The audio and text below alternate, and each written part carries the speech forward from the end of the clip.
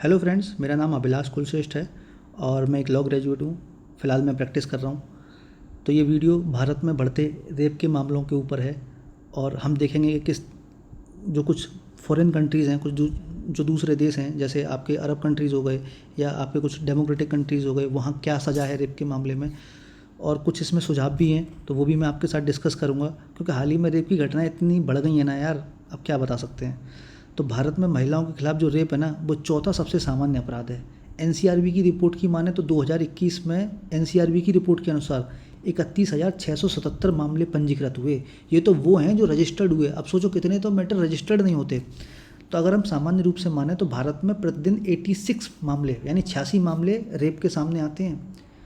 और अभी हाल ही में 2022 में 31,000 से ज़्यादा रेप के मामले पंजीकृत हुए और पिछले 2 महीने में 149 मामले यानी 149 रेप के मामले सामने आए हैं, जिनमें 62% मामलों में रिश्तेदारी आरोपी हैं। अब सोचो 62% ऐसे मैटर है जिसमें रिश्तेदार खुद आरोपी हैं, है ना।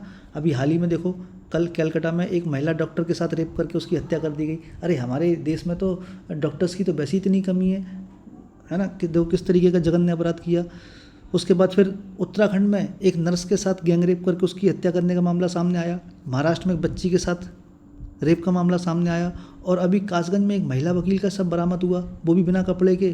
तो हो सकता है उसके साथ भी पहले रेप हुआ हो, बाद में हत्या हुई हो। तो इस तरीके की अपमानजनक स्थिति में किसी का शव बरामद होना जिस पर कपड़े नहीं है, तो क्या कह सकते हैं।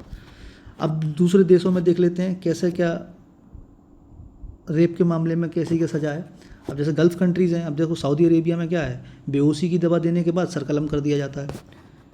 संयुक्त अरब अमीरात में मौत की सज़ा है। भाई रेप का मामला सामने हुआ, अगर पुष्टि हुई कि हाँ यही अपराधी है तो मौत की सज़ा है। अफ़गानिस्तान में सिर में गोली मारने की सज़ा है। ईरान में फांसी देने की सज़ा है। नॉर्थ कोरिया में गोली मारने की सज़ा है। मिस्र में फांसी, जो मिस्रा लिख गया है, मिस्र है वैसे, इजिप्ट यानी इजिप्ट में फांसी देने की सज़ा है। चीन में मौत की सज़ा है और कुछ मामले में नपुंसक बनाने की सज़ा भी सामने आई है वहाँ पे।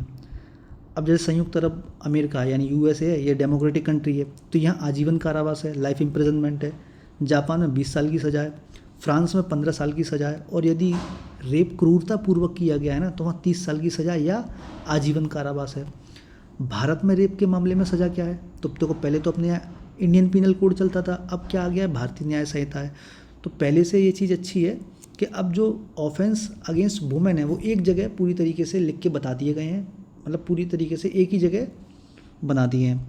तो भारत में जो रेप है वो अब नई कानून के अकॉर्डिंग यानी भारतीय न्याय संहिता के अकॉर्डिंग 63 में रेप को परिभाषित किया गया है और रेप की सज़ा धारा 64 में बताई है, कम से कम 10 साल या अधिकतम आजीवन कारावास है इंडिया में। और ये भारतीय न्याय, देखो सहायता लिख गई, न्याय संहिता है ये। भारतीय न्याय संहिता की धारा 65 के अनुसार अगर 16 साल या 12 साल की बच्ची के साथ कोई रेप करता है तो वहाँ कम से कम 20 साल की सज़ा और अधिकतम उम्र कैद है।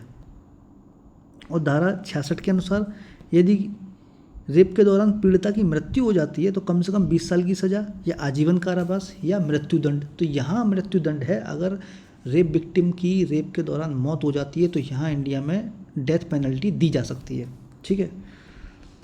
अब भारत में रेप के मामले में सुधार की आवश्यकता। अब देखो कुछ न्यायिक सुधार जो सरकार ले सकती है वो ये है, सबसे पहले तो रेप के साथ जो हत्या का मामला है, जिसमें रेप करके हत्या कर दी जाती है, उसको rarest of the rare case में रखा जाए, दुर्लभतम मामले में रखा जाए उसका। अब rarest of the rare case क्या है, तो इंडिया में 1980 में केस आया था Bachan Singh versus state of Punjab. उसमें सुप्रीम कोर्ट ने ये बोला था कि rarest of the rare case में ही फांसी दी जानी चाहिए, ठीक है। तो रेप के साथ हत्या rarest of the rare case में रखा जाए। अगर रेप के साथ हत्या हुई है तो ऐसे अपराधी को मृत्युदंड दिया जाना चाहिए, यहाँ 20 साल 10 साल 15 साल ऐसा नहीं, ठीक है। दूसरी चीज़, भारत के हर ज़िले में 1 या 2 अपर सेशन न्यायालय बनाई जाएं जो स्पेशल रेप के साथ हत्या और रेप के मामलों के ऊपर विचारण करे। 1 या 2 है ना एडिशनल सेशन जज की कोर्ट बनाई जाए जो सिर्फ इन्हीं के ऊपर डील करें। इनके यहाँ सिर्फ इन कोर्ट्स में सिर्फ रेप के साथ हत्या या रेप के मामलों में ट्रायल चले। तो क्या है, इससे जल्दी जल्दी ना फाइल चलेंगी और पेंडेंसी नहीं बढ़ेगी, और जब जल्दी फाइल चलेंगी तो क्या होगा, न्याय मिलेगा। तीसरा इसमें क्या सुधार हो सकता है, रेप के साथ हत्या और रेप के मामले में विचारण की समय सीमा तय की जाए।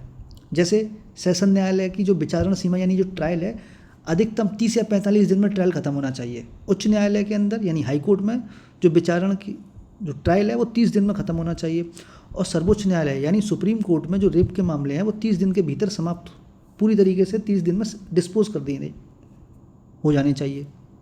और दिन रेप के मामले में और रेप विद मर्डर के मामले में दिन प्रतिदिन डे टू डे सुनवाई होनी चाहिए। अगला पॉइंट है रेप के साथ हत्या यानी रेप विद मर्डर और रेप के मामले में इन्वेस्टिगेटिंग एजेंसीज को ज़्यादा से ज़्यादा आधुनिक तकनीकी यानी मॉडर्न टेक्निक सिखाई जानी चाहिए, इसमें प्रशिक्षित किया जाए, और हर राज्य में 4 से 5 फॉरेंसिक लैब खोली जाए जिससे इन्वेस्टिगेशन यानी अन्वेषण की प्रक्रिया है वो जल्दी समाप्त हो सके। अब मॉडर्न टेक्निक्स क्या है, अब जैसे रेप हुआ तो जैसे कॉल डिटेल है या मेडिकल एग्जामिनेशन है, फॉरेंसिक लैब की जो भी सहायता ली जा सकती है, DNA प्रोफाइलिंग वगैरह हैं, हाईटेक किया जाए मामला। आजकल तो वैसे भी 21वीं सदी है, हम लोग टेक्नोलॉजी का यूज़ कर रहे हैं, आर्टिफिशियल इंटेलिजेंस को भी इसके अंदर इंक्लूड किया जाए। अगला पॉइंट है जो सबसे मेन पॉइंट ये है कि रेप के साथ हत्या यानी जो रेप विद मर्डर है, रेप विद मर्डर के मामले में राष्ट्रपति के समक्ष दया याचिका दाखिल करने के प्रावधान को ख़त्म किया जाना चाहिए। एक बार सुप्रीम कोर्ट ने अगर कोई डेथ पेनल्टी दे दी रेप के मामले में तो फिर ये नहीं है कि अब राष्ट्रपति के पास जा रहे हैं अपनी दया याचिका लेके। शैक्षणिक सुधार क्या कर सकते हैं, देखो बचपन से ही क्लास में महिलाओं की इज्जत करने जैसा नैतिक शिक्षा का पाठ जोड़ा जाए। देखो जब हम पढ़ते थे तो हमारे टाइम में मोरल साइंस करके एक सब्जेक्ट हुआ करता था बचपन में, अभी चलता है या नहीं पता नहीं, तो नैतिक शिक्षा का पाठ एक ये जोड़ा जा सकता है जिसमें रेस्पेक्ट फॉर वुमेन्स जैसा चैप्टर एक जोड़ा जा सकता है। उसके बाद महिलाओं और मानव शरीर के विरुद्ध जो ऑफेंस अगेंस्ट वुमेन है या ऑफेंस अगेंस्ट ह्यूमन बॉडी है, इनके प्रोविजंस को एक चैप्टर बना के क्लास 6 से क्लास 10 तक की सोशल साइंस की किताबों में जोड़ दिया जाए। तो जब बच्चा क्लास 6 से लेके क्लास 10 तक जब ऑफेंस अगेंस्ट वुमेन और ऑफेंस अगेंस्ट ह्यूमन बॉडी पढ़ेगा तो कहीं ना कहीं उसके माइंड का है ना डेवलपमेंट होगा, माइंड प्रोग्रेसिव होगा, उसे पता चलेगा कि ऑफेंस अगेंस्ट, अब जैसे अब आज की डेट में मैं आपको यकीन बता रहा हूँ, भारतीय न्याय संहिता में जैसे सेक्शन 64 में बताया है रेप के जो पनिशमेंट है रेप का सेक्शन 64 में है। आधे से ज़्यादा भारतीयों को नहीं पता होगी कि 10 साल की सज़ा होती है या लाइफ इम्प्रिजनमेंट होता है, या 12 साल या 16 साल की बच्ची के साथ रेप करने पर कम से कम 20 साल की सज़ा और ज़्यादा से ज़्यादा लाइफ इम्प्रिजनमेंट है। कम से कम 50% या 60% भारतीयों को नहीं पता होगी।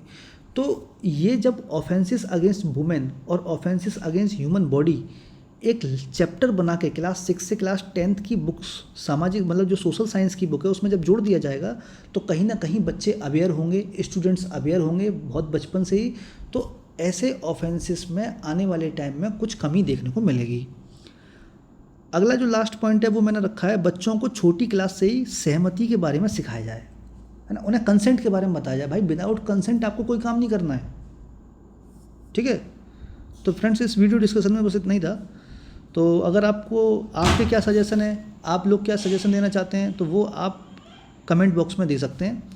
और वीडियो आपको कैसी लगी आप लोग कमेंट बॉक्स में बताइए, वीडियो को लाइक कीजिए। Thank you.